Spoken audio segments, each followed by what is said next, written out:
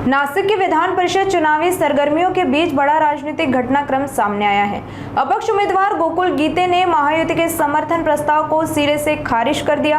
गीते ने स्पष्ट कहा कि वे अपने मतदाताओं की भावनाओं से किसी भी तरह का समझौता नहीं करेंगे। उन्होंने बताया कि मंत्रियों के साथ हुई बैठक में उनसे समर्थन की अपील की गई थी, लेकिन उन्होंने प्रस्ताव को अस्वीकार कर दिया। मी पेठ येथे प्रचारामध्ये असताना गाठीभेटी घेत असताना मतदारांच्या मला त्या ठिकाणी राज्याचे वरिष्ठ मंत्री आदरणीय गिरीश भाऊ महाजन यांचा फोन आला होता आणि मग त्यांनी मला विचारलं का तू 2 तासात नाशिक येऊ शकतो का?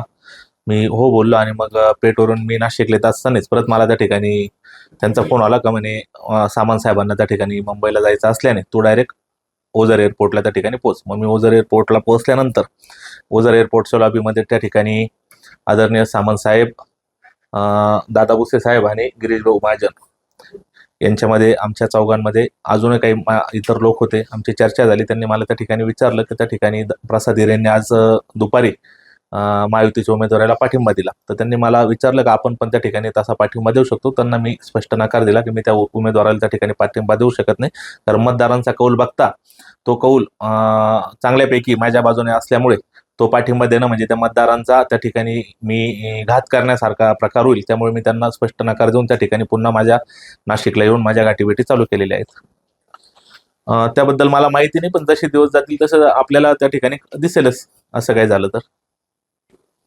नाही, त्यांची अशी काही विशेष अशी काही प्रतिक्रिया नव्हती। त्यांचा आग्रह होता की गोकुळ आपलं त्या ठिकाणी संपूर्ण महाराष्ट्रामध्ये महायुती आहे आणि महायुतीमध्ये जळगाव आणि नाशिकमध्ये त्या ठिकाणी अपक्ष उमेदवारांमुळे ही निवडणूक चुरशीची होत आहे।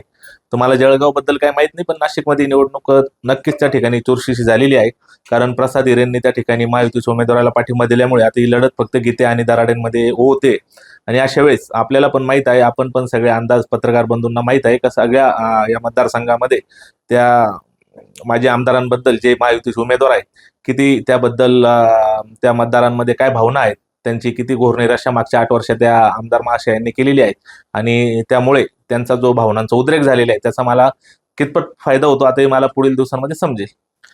महाराष्ट्रात तरी असं राजकारण चालत नाही असं मला वाटतं। यशवंतराव चव्हाणांचा महाराष्ट्र आहे, शरद पवार साहेबांचा महाराष्ट्र आहे आणि आपल्या राज्याचे जे प्रमुख आहे देवेंद्र फडणवीस साहेब ते एक आदर्श मुख्यमंत्री म्हणून या देशामध्ये गौरवले जातात। त्यामुळे मला वाटत नाही असं काही प्रकार होईल आणि आपण काही चुकीचे कामं केलेली नाही, त्यामुळे मी ही शंका घेण्यात काही जागा नाही।